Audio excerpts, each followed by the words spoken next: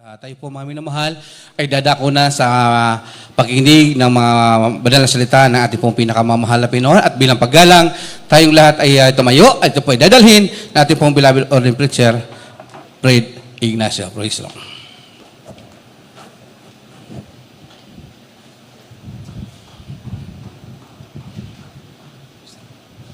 God bless you po, Brother Jose. Maraming salamat sa ating dakilang Diyos.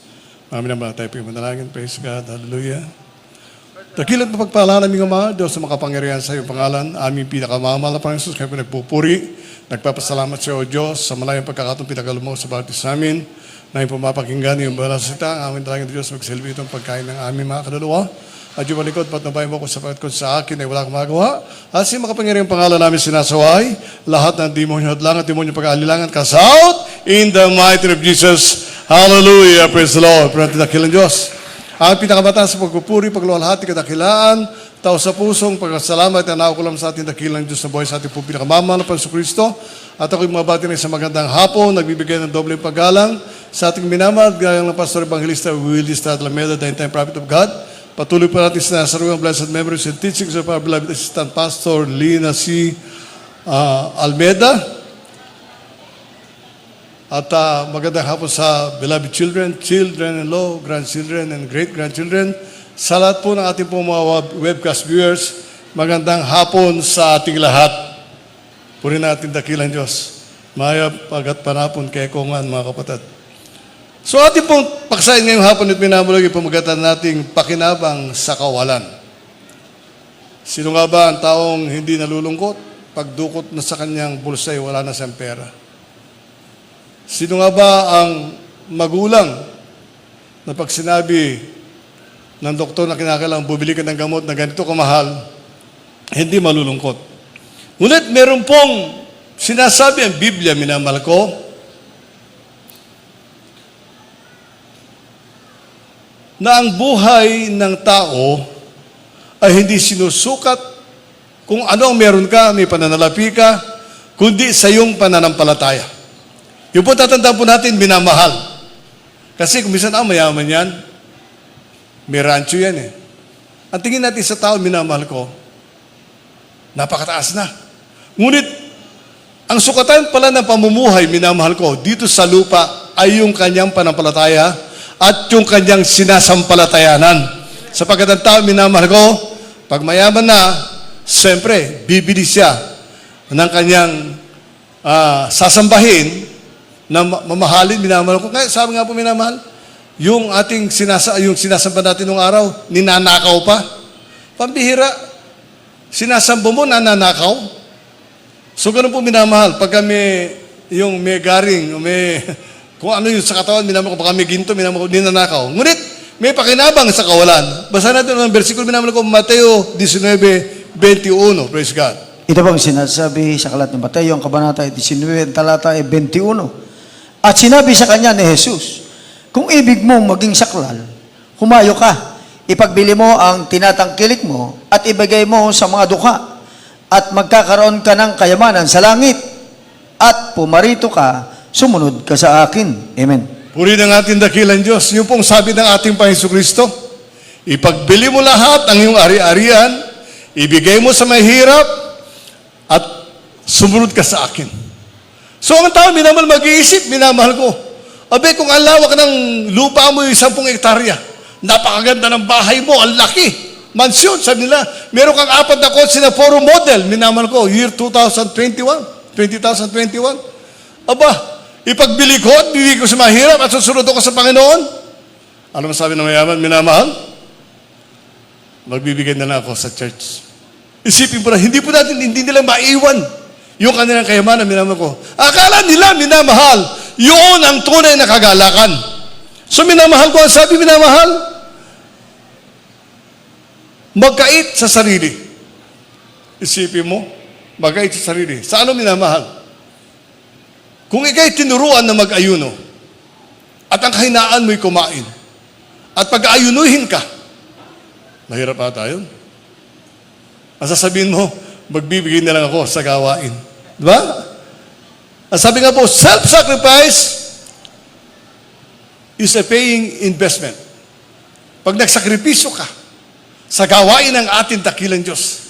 Isang tiyak na bagay, pagpapalain kang lubusan ng ating pinakamamahal na Panginoon. Yung po ang totoo, minamahal. Kaya nga po, hindi alam ng tao, sekreto, minamahal ko, kung paano sila pagpalain, minamahal. Magsakripisyo.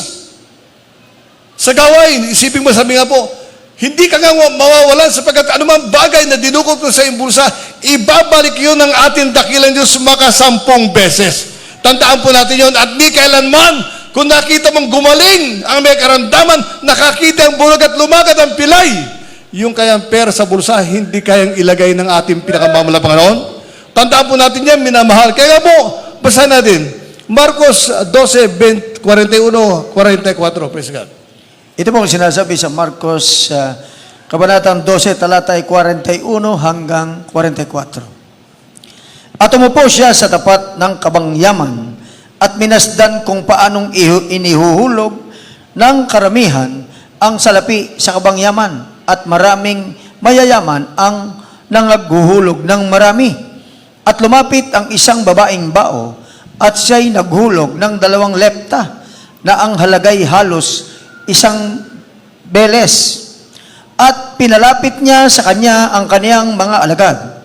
At sinabi sa kanila, katotohanang sinasabi ko sa inyo, ang dukhang baong babaeng ito ay naghulog ng higit kaysa lahat ng nangaguhulog sa kabangyaman. 44. Sapagkat silang lahat ay nagsipaghulog ng sa kanila'y labis. Datapat siya sa kaniyang kasalatan ay inihulog ang buong nasa kanya. Sa makatuwid bagay ang buong kanyang ikabubuhay. Amen. So self-sacrifice, minamahal. Yung mga mayaman, yung labas na sa pera nila pinagkaloob. Ngunit yung babaeng bao, minamahal ko. Ibinigay niya yung kahuli-huli ang last money, minamahal. Noong panahon na yun, isang tiyak na bagay, wala pa ng swan nung araw. Siyempre, pag ibinigay niya yung kanyang kahuli-huli ang pera, wala na siyang kakainin, maging sa kanyang pamilya. Ngunit alam niya na ang Diyos ay mabuti, na ang Diyos na sinasamba niya ay mapagbigay. Isang tiyak na bagay, minamahal ko, na ibigay nga ang last money. Ngunit, sabi nga po, ang biyaya naman ng ating dakilang Diyos, di kailanman, hindi ito nauubos. Purihin natin ang ating pinakamamahal na Panginoon. So makita po natin, minamahal, yung mayayaman, I will help the church. I will give money. Ngunit tanda po natin, minamahal ko, hindi pa, kung sabihin natin, minamahal ko, ibigay mo nga yung lahat na pera mo. Actually, nag-challenge kami, minamahal. Nangyari na yung sabi, minamahal ko, na sa huling panahon, ay ipapakilala ng ating dakilang Diyos ang kanyang iglesia, minamahal ko. Sa Amerika, naalaman na tayo pinagpapagawa ng chapel, minamahal ko. Sa dako ng Marilao, nag-umpisa na. May nagpadala na ng 56,000 plus. Magkano lang yung sa dollar, minamahal. Ngunit umpisa na yun, minamahal.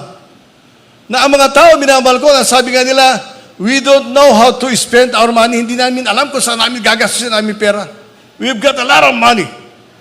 Sabi nga po, magbigay ka sa church at isang tiyak na bagay, tinutulungan mo ang iyong sarili. Palakpakan natin ang ating pinakamamahal na Panginoon. So, makita po natin, minamahal. Magkaroon tayo ng spiritual na talinhaga. Sabi nga po, lagi po natin iisipin, minamahal ko, kung gano'ng kabuti ang ating dakilang Diyos. Marcos 8:35 ating pong basahin, praise God. Ito po ang sinasabi sa Marcos 8:35. Sapagkat ang sino mang mag-ibig iligtas ang kaniyang buhay ay mawawalan nito. At ang sino mang mawalan ng kanyang buhay dahil sa akin ay sa Ebanghelyo ay maliligtas yaon. Amen. Nang dahil sa Ebanghelyo at sa ating Panginoon, ililigtas mo ang iyong buhay. So makita po natin, minamahal, kung gaano kabuti ang ating dakilang Diyos. Binigyan ka ng pagkakataon upang sa'yo mapagkilingkuran, makilala na lubos sa minamahal ko, at pagpaparain ka pa ng ating pinakamahal na Panginoon. Spiritual talinhaga, minamahal. May mga tao kasi, sabi niya, ay, diyan kayo sa Jesus Miracle Crusade, pinayayaman lang yung iglesia nyo. Hindi po, minamahal. Ating pong pinayayaman o inaangkin natin yung kayamanan na para sa atin na ipagkakaloob ng ating dakilang Diyos. Yung po tama, minamahal, sapagkat hindi na ituro Sa ating reliyon, minamahal ko ang pagbibigay sa church, minamahal. Kaya, nagpatayo sa eskwelahan ng hospital, nagpatayo sila, minamahal ko, ng bahay, ampunan, ng libingan sa kanila lahat yung minamahal ko, nag-business sila. Wala silang pagkakataon, minamahal ko, sa spiritual na pamumuhay. Ngunit sa ating minamahal, ginagalang ng magulang sa ating mga Panginoon, nang malaman nilang sila po ay tinawag ng ating dakilang Diyos upang maglingkod sa Kanya. Nag-ayuno sila, nagsakripisyo, ipinakita nila na sila'y karapat-dapat tawaging mga ngaral na salita ng ating dakilang Diyos. At ito tayo minamahal. Tayong nakinabang doon sa pangangaral ng tama. Bakit minamahal? Sapagkat totoo ang salita ng ating dakilang Diyos, hindi siya nagbabago. Palakpakan po natin ang ating pinkamamahal na Panginoon. Anong prioridad ng mga tao minamahal ko? Ang prioridad, business, pag-aaral kaya, negosyo kaya, yung layaw ng laman, doon. Isang oras lang sa simbahan. Dati, magdamag sa beer house. Yun po minamahal ko. Ha? YouTube na lang ako. Hindi na ako pumunta sa misa, delikado pa, baka ma-hold up. Doon na lang. Kung nasa YouTube ka, mabuti sana kung nakasuot ka ng damit. Hindi. Nakataasan pa, umuinom ng soft drinks. Kumakain. So wala yung 100% na paglingkod sa ating dakilang Diyos, minamahal. Kaya nga po, ang pinakamamahal na Panginoon, tinawag niya ang ating magulang sa ating pinakamamahal na Panginoon upang magturo ng tama. At sabi nga po minamahal, sa bawat isang Kristiyano, na naniwala sa salita ng ating dakilang Diyos, hindi kailanman, hindi siya pinabayaan ng ating pinakamamahal na Panginoon. Laging masagana ang kanyang buhay. Lagi sa maligaya. Sapagkat kilala ng Diyos. Kilala niya ang Diyos minamahal. Sa ating reliyon nung araw, mabuti kung kilala natin ang Diyos minamahal ko. Ha? Ang iba, hindi nga malaman ang pangalan ng ating Panginoon Kristo. Si Maria ang tinatawagan, si Santo Niño, minamahal. Kaya po, ang naging prioridad ng tao, minamahal, hindi sa ating dakilang Diyos. So, makita po natin, minamahal, kumuha tayo isang halimbawa, Mateo 19, versikulo 27 hanggang 29, praise God. Ito po ang sinasabi sa Mateo 19, ang talata ay 27 hanggang 29. Nang magagayoy, sumagot si Pedro at sinabi sa kanya, narito, iniwan namin ang lahat at nagsisunod kami sa iyo. Ano nga baga ang kakamti namin? 28. At sinabi ni Jesus sa kanila, katotohanang sinasabi ko sa inyo na kayong nagsisunod sa akin sa pagbabagong lahi pagka uupo na ang anak ng tao sa luklukan ng kanyang kahalwalhatian. Kayo na may magsisiupo sa 12 luklukan upang magsihukom sa 12 angkan ng Israel. At ang bawat mag-iwan ng mga bahay o mga kapatid na lalaki o mga kapatid na babae o ama o ina o mga anak o mga lupa dahil sa aking pangalan ay tatanggap ng tig-100 at magsisipagmana ng walang hanggang buhay. Amen. Purihin ang ating dakilang Diyos. Palakpakan natin ang ating pinakamamahal na Panginoon. Huwag natin kalilimutan, minamahal. Kasi yung ating pong pagpalakpak, pagsang-ayon yun, o kaya, tanuin ko, baka mainit ang lugar. Tandaan po natin, minamahal ko doon sa langit, presko na ron. Amen? Kahit na mainit, basta nasa gawain ng ating dakilang Diyos, purihin natin dakilang Diyos. So nakita natin, iniwan ng mga apostoles, minamahal. Yung kanilang bahay, yung kanilang hanap buhay, at sumunod sa ating pinakamamahal na Panginoon. Ano sabi natin, Panginoon Kristo? Kayo maghuhusga doon sa 12 angkan ng Israel, at sino man nag-iwan ng pamilya, ng tahanan kaya, o ari-arian, ay tatanggap ng makasampung ulit nito, minamahal. Ito yung mabuti, narito sa ating beloved Colonel Kapalad. Ako nang tanggalin sa serbisyo, minamahal. Discharge without music. Pagka discharge without music ka, wala kang tatanggapin sa gobyerno. Isipin mo, sino bang nalumo, minamahal ko? Siyempre, nalumo ako, minamahal. Dahil wala na akong pera sa bulsa. Wala na akong gasolina ipapalit ng pera. Ngunit, natawagin ako ng dakilang Diyos. Ipinakita niya, minamahal. Kaya nga po, nawalan ako ng hanap buhay sa gobyerno, pinalit naman ng ating dakilang Diyos, yung paglingkuran siya. Ang sabi nga po, yung sakripisyo na ipinakita mo sa ating dakilang Diyos, habang kaya ng iyong katawan, gawin mo, sapagkat ikaw ang makikinabang. Yung po minamahal. Ayun, nakaraan lang, sinabi sa akin, pwede ko na kunin yung aking adult pension. Magkano lang naman yung minamahal ko? 5,000 a month. Pero matagal ko na hindi kinuko kasi meron ng utang sa akin ng gobyerno ng 300,000. Isipin po natin yung minamahal. At yun yung nilalakad nila. Kung mailakad nila Pasko, praise the Lord, amen. At ang sabi ko, pinakamamala pa noon, lahat ng tatanggapin ko mula sa gobyerno, hati tayo. Oh, yung po minamahal. Dead money na, wala na yun eh. Ngunit sabi nga po minamahal, ipinakita ng Diyos yung kanya pong minamahal, yung kanya pag-ibig sa bawat isa. Bakit tayo narito minamahal? Sabi natin, yung mga taga-Jismir Kusit, maghapon sila dyan. Makalunas na rugo. Kawawa naman sila. Ngunit hindi nila minamahal yung sakripisyong ginagawa natin dito sa lupa. Walang kahulilip, minamahal ko, nakatuwaan at kagalakan sa piling ng ating dakilang Diyos sapagkat kilala natin ang ating pinakamamahal na Panginoon. Kaya nga po, tama po yan. Magandang halimbawa, minamahal, isipin mo, iiwanan mo lahat. Tapos, ang sabi ng mahal na Panginoon, papalitin ko yan ng mas marami. Hindi pa nga, dito pa nga sa lupa, pagpapalain ka ng ating dakilang Diyos. So makita po natin, minamahal.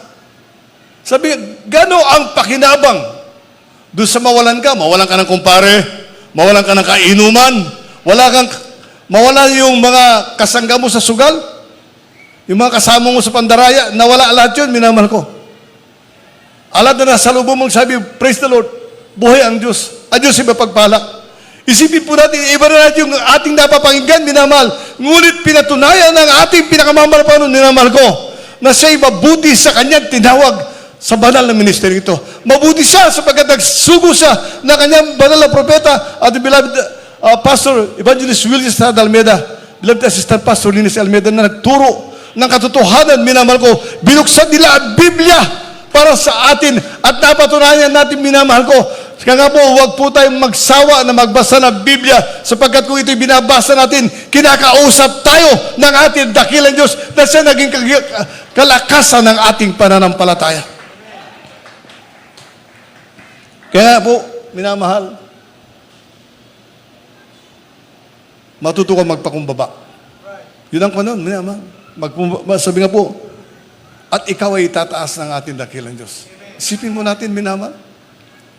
Kahit na mayaman ka, sabi nga, dito lang ako nakakita nung nadaanan ka sa highway, naghintay ka ng bus, biglang may titigil sa'yo. Ba't sakay na? Hindi po, hindi, sakay ka na, saka ka pupunta. Isipin natin, sa relihiyon, walang ganun, minamahal. Walang ganun na pasasakayin ka sa kotse. Walang ganun, binabal ko na itatrato kang kapatid, kamag-anak, minamahal. Nung araw sabi, magsakay ka ng, ako isakay mo ko. Nung tanggal ako sa servisyo, baka hold upin pa kita. Meron ngayon, minamahal ko, hindi, binabal ko, napakabuti ng ating dakilang Diyos. At Diyos ay nagpapala. Sabi nga po, pag ginawa mo ito sa iyong kapatid, ginawa mo sa akin, sabi ng ating pinakamamahal na Panginoon. Juan 12:24, basahin po natin yung praise God. Malapit tayo matapos. Ito po ang sinasabi sa Juan 12:24. Katotohanang sinasabi ko sa inyo, maliban ang butil ng trigo ay mahulog sa lupa at mamatay, ay natitira siyang mag-iisa. Ngunit kung mamatay, ay nagbubunga ng marami. Amen. So makita po natin, binabahal. Tayo po'y hinambing, itinulad sa trigo. Na pag ikay nakatayo, marami kang bunga, hanggang doon ka lang, minamahal. Ngunit pag ikay natumba, nahulog sa lupa, kakalat yung mga butil, at maraming tutubo, minamahal. Ganun din tayo, minamahal. Sabi nga po, kung natanggap mo, biyaya ng ating dakilang Diyos, share your blessing. I-share mo yung kaunawaan, yung pagkakakilala mo sa ating dakilang Diyos. Hindi po masama, minamahal ko, sapagkat ginawa mo ito, sasamahan ka ng ating dakilang Diyos. Pagpapalain ka, lubusan ng ating pinakamamahal na Panginoon. Ngayon kasi, minamahal, sabi nga po, kanina may lumahit sa akin. Ibalik natin yung jail ministry. Yung magpapagamit sa gawain ng ating dakilang Diyos, maging karapat dapat. Sabi nga iba lingkod, Alam ng kaaway kung paano ako hulihin, minamahal ko. Alam ng kaaway. Kaya iniwasan ko. Ganun talaga, minamahal. Kinakailangan, alamin mo kung sino ka para masabi mo sa pinakamanapon kung anong gagawin niya para sa'yo. Sapagkat hindi ka niya pababayan ng ating dakilang Diyos maging tuod lang. Hindi ka niya pababayan ng ating dakilang Diyos na ganyan ka lang, nariyan ka lang. Hindi, minamahal. Pinakamanapon, palakasin mo yung panampalataya ko. Huwag mo akong pababayaan. Sapagkat tandaan po natin, minamahal ko, yung Diablo, parang leon yan, ang muungal, naghahanap na naman sisila. Kung may tiyempo ka, minamahal ko, nasa kahinaan ka. Paano? Talo. Kaya nga po, pakinabang sa kawalan, minamahal. Oo, wala ka na. Ngunit tanda po, nagtiyaga ka. Nagtiis ka sa biyaya ng ating dakilang sa atin, minamahal. Hindi ba, nag-upisa tayo doon sa may, yung Manarang Compound, na napunta ako ron eh. O punta tayo doon sa may pinanggalingan natin. Matagal ako sa iglesia, 34 years na, minamahal. At nakita kong kabutihan ng ating dakilang Diyos noong araw, ilan yung sasakan natin, tricycle. Nagko-commute. Ngunit ngayon, minamahal ko. Isipin mo, pagpasok mo rito, minamahal ko, ang dami sasakyan. Bakit? Sabihin nila taga Jesus Miracle Crusade, mahirap. Hindi po minamahal. Sabihin nila, mga taga Jesus Miracle Crusade, hindi marunong mag-drive. Usap ko daw. Bigyan mo kung idadrive ko, magdadrive ako. Yun po minamahal. Ganon kabuti ang ating dakilang Diyos. Ikaw na naghihintay ng biyaya ng ating pinakamamahal na Panginoon, huwag kang mag-alala sapagkat darating ang panahon na ikay pagpapalain din ng ating pinakamamahal na Panginoon. Maghintay ka lang. Sabi nga po, walang Kristiyano kasi reklamador ka, reklamo ko, paano? Hindi po minamahal. Pag nakita ng ating dakilang Diyos na kahit sa kawalan, nakangiti ka at mo, palakpak, isang tsak na bagay, susunod na araw, baka pagpalakpak mong gano'n, iabot sa'yo susi, sa'yo na yung kotse ko. Imposible ba yun? Hindi po minamahal. Sapagkat sabi nga po, kung ang bulag ay nakakita at ang ketong ay nalinis, minamahal. Mga bagay dito sa lupa, ipagkakalob ng ating dakilang Diyos kung ikay matapat lamang. So magpakumbaba at ikaw itataas. Juan 12:24, nabasa natin yun? Okay, huling versikulo, minamahal. At sabi, minamahal ko, sa Colosas 3:2, unahin ang paglilingkod sa Panginoon. Yun sabi, minamahal ko? Sige po, Karen. Huling versikulo. Ito pong sinasabi sa Colosas 3:2. Ilagak ninyo ang inyong pag-iisip sa mga bagay na nasa itaas, huwag sa mga bagay na nasa ibabaw ng lupa. Amen. So isipin daw natin, minamahal ko, yung spiritual things. Kung paano tayo, sabi nga po, dumalo sa gawain ng ating dakilang Diyos. Kung wala ka rin lang ginagawa, alas 8, narito ka na. Kung di malayo pang gagalingan mo, alas 8, narito ka na. I-priority mo, sabi nga po, huwag kang magplansa ng damit, minamahal. Pag umaga ng linggo, Sabado pa ng gabi, magplantsa ka na. Priority. Doon ko mapupuri ang dakilang Diyos sa gawain. Kung dito sa bahay, meron akong kapitbahay na nang istorbo. Isipin mo, minamahal nung araw, yung kakanta ko nang nagpupuri ako, I live for Jesus. Biglang tutugtog, cha-cha. Ang bihira na. Nagpupuri ako, mami ng konti, cha-cha-cha na ako. Bago pa lang ako noon. So bakit po natin? Dito sa lugar na ito, kung saan nagkakatipon ang mga banal, minamahal. Dito natin lubusang papurihan ang ating dakilang Diyos. Tignan mo mga bagay na nasa langit. Kung paano mo magagawa, maiangat ang pananampalataya ng iyong kapatid. Kaya mo yun, minamahal. Mga bagay sa lupa, lahat na ito, hold upin, nanakawin, dadayain ka kaya. Ngunit pag ginawa mo, ang kinilulugdan ng ating dakilang Diyos, isang tsak na bagay, minahal na kapatid, tandaan mo, hindi kalilimutan yun ng ating pinakamamahal na Panginoon. Hindi kalilimutan, minamahal. Sa pagkatong araw, minamahal, bibigyan ko ng halimbawa. Huling halimbawa ito, minamahal. Kung ko'y tawagin ng ating dakilang Diyos, siyempre, walang-wala ako. Mapasama pa sana ako sa hold-up group. Kikita ako ng 1.5 million. Kung di ako nahuli, hold up ulit kami. Hindi natuloy yun, minamahal. Tinawag ako ng ating dakilang Diyos sa kanyang banal na gawain. Siyempre, mahirap na araw yung beloved ko, hindi pa manampalataya. Pagbigyan ako ng pera ng sweetheart ko, eksakto lang. Yung para sa akin lang. Alam mo, ang ginawa ko, minamahal ko, kahit yung eksakto, nilagyan ko ng tithes and offering. At hindi ako nawalan ng pera, minamahal. May nag-aabot sa akin. Hindi naman ako hingi, hindi ko gali yun, minamahal mo. Hindi ko gali maghingi.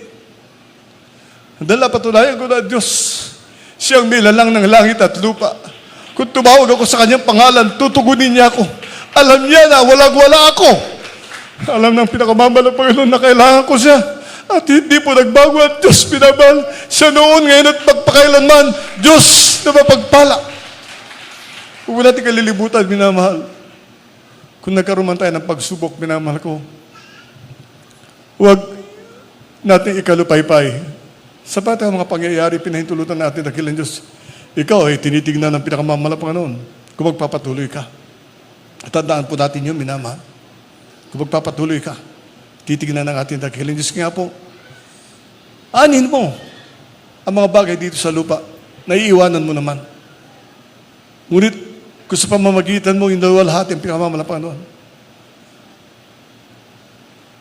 Umangat ang iglesia, nakilala sa buong daigdig. Ngayon ko lang nalaman, minamahal ko na dati nung araw, San Fernando lang tayo, pero meron pala tayong 5 outreach o 6. Isipin po natin yun, minamahal. Tao ba ang gumawa nun, minamahal ko? Hindi. Ang Diyos dais niya ba pakinggan ng mga tao ang kanyang banal na salita kahit saang lugar. Kaya sabi nga, maging handa ka sa pagtawag ng ating dakilang Diyos. Sabi nga po, huwag mong ipamuha yung buhay mo nung araw. Sapagkat ang nais ng ating dakilang Diyos, bago nilalang naharap sa Kanya, lalo na sa Kanyang pagbabalik.